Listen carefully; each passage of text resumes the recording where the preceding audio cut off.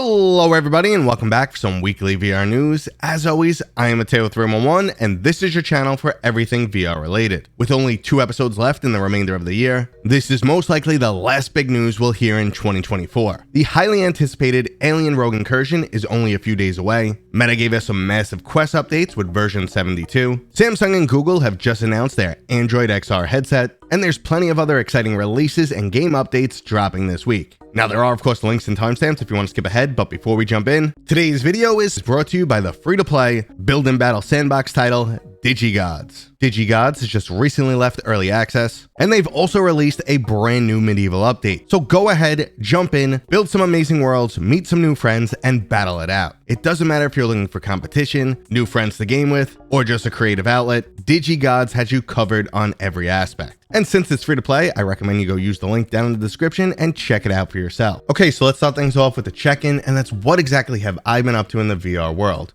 Well, there's this little game called Alien Rogue Incursion coming out. You might have heard of it, and I'm trying to play through it as quick as possible because I just recently got my key and it's dropping later this week. So yeah, that's what I'm working on right now. I'm also playing through on both PlayStation VR2 and PSVR. So if you're looking for a video on that, yeah, it'll be up very soon. Now, on top of that, I am trying out a bunch of other games, Action Hero, Vendetta Forever, which I never got to. The Behemoth patch is out, so I'm a busy boy. Now, as always, if there's something you want me to prioritize, let me know in the description. Say, cover Behemoth now that the patch is out, or I want to see Action Hero, Vendetta Forever, a bunch of first impressions, you name it, drop it in the description. I listen to you guys. But for now, let's just get into this week's new releases.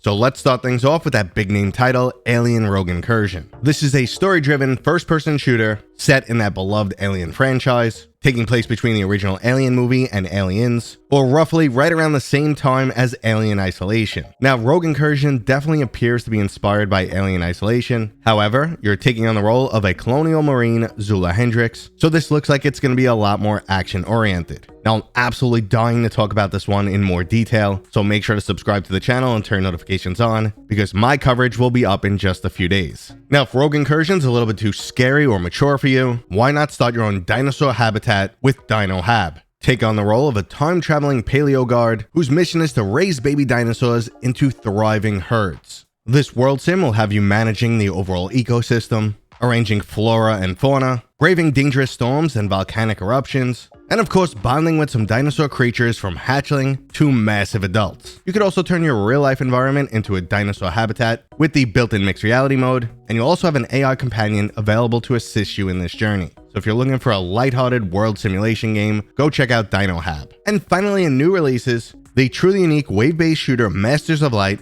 is making its way onto the PlayStation VR2. This oddly plays like a unique combination of Space Pirate Trainer mixed with a workout game. In order to attack, you need to do gestures like throwing punches, and while it's not incredibly taxing, it definitely gets the blood flowing. There's also a nice level of strategy and overall challenge to this game, as different style attacks are more effective against specific enemies, and you need to learn which ones to prioritize. There's a massive 36 different levels, featuring 7 different types of enemies, and you'll eventually unlock 5 superpowers, which include things like freezing time. Now, obviously, this game is a bit more on the casual side, but if you truly enjoy some jump in, jump out VR experiences, or you're a fan of something like Space Pirate Trainer, then I highly recommend this one. Now, before we jump into game updates, I just want to talk about a really cool holiday starter bundle kit.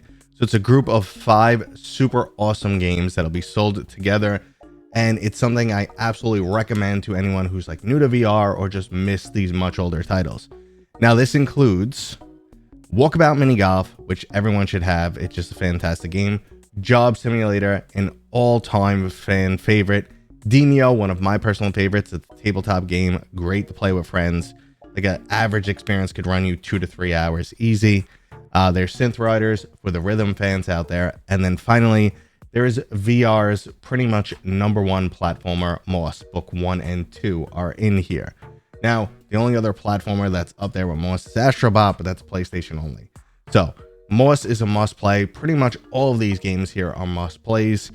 Great experiences, and I will put a link to that kit somewhere in the description. All right, let's get into game updates. For those of you who always wanted to play something like Rust in VR, well then, you should look into Strayed, which is currently in early access. The game offers up that typical open world multiplayer VR survival experience, and they just recently added their Extend and Expand update. You can now build your very own helicopter, they've simplified and upgraded the player shops, a new safe zone has been added, which is an ideal location for new players to go meet up and learn about the game mechanics together. They've also added craftable ladders, an array of new cosmetic skins, and a host of bug fixes and overall optimization. Now, I've actually never tried out Strayed and have minimal experience with Rust, but if you've played this game, I'd love to hear what you think down in the comments. Now, our next game update is starring yours truly. That's right, I am actually in Dragon Fist VR Kung Fu, their new Masters of Death update. I am one of those masters.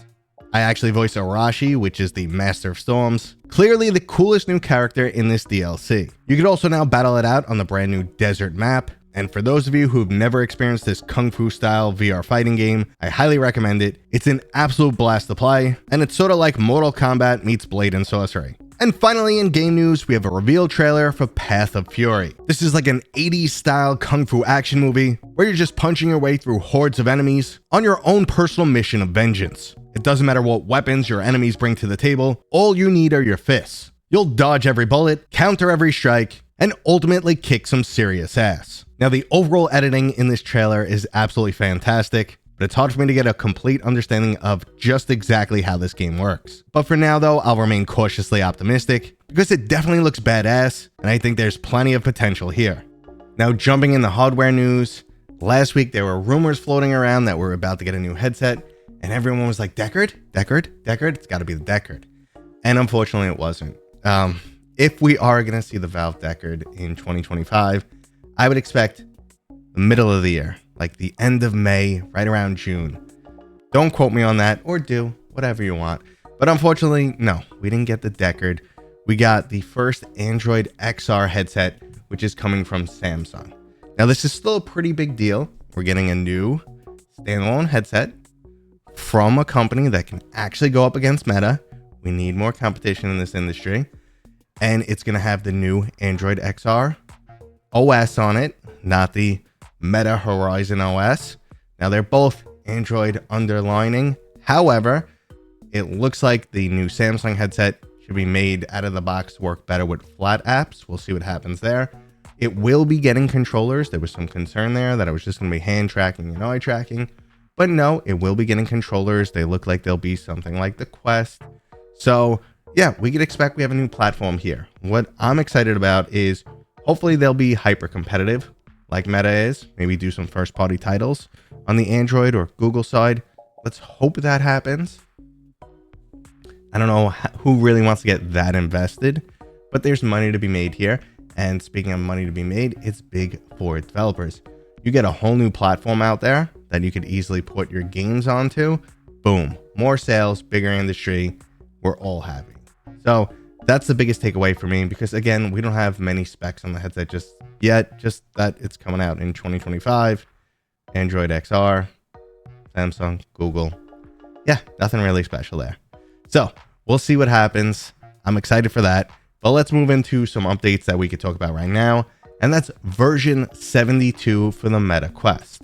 For those of you who enjoy using hand tracking in both games and all across Meta's user interface, well, I'm happy to report that they've made some major updates. Dragging and dropping windows and using the pinch gesture should be a lot more accurate now. This is even more relevant when you keep your hands close to your body. And finally, they've made some graphical updates that make hand gesture interactions a lot more intuitive. Now, if you enjoy working in your VR headset, they've added a brand new remote desktop setup with Windows 11. After you do the one-time setup, all you need to do is look at your monitor and the headset will ask you if you want to connect. Now, there's also a bunch of new updates on both the Quest and social media app sides to both encourage and make it easier to share media. Both travel mode and tracked physical keyboards has been improved. And finally, they've upgraded the boundary system so that when you first turn on your headset, your first interaction isn't being nagged by the headset to set up a boundary.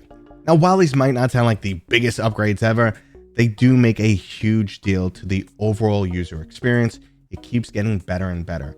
And remember, Meta wants to eventually create a wearable, a device that you could have with you for a long period of time and use for a lot more than just gaming. So the user interface has to be intuitive, smart, very easy to use, very useful. like your cell phone and many other of these devices that we're used to using in our daily life. If it's cumbersome, inconvenient, no one's going to do it. So this is the natural progression they need to keep hitting, and they're nailing it. All of these updates are great. And overall, the VR industry is just doing fantastic. 2024 was a great year. We had banger title after banger title. Now we're going into 2025 with a new competitor, Google, Samsung combining. We're getting the Android XR operating system. It's going to be a great time. Like, VR is getting huge. We're finally pushing into that mainstream area. I'm very pumped. I'd love to hear how you guys are feeling. Let me know down in the comments. If you enjoyed this video, go ahead and give it a thumbs up. And if you're new here, please consider subscribing.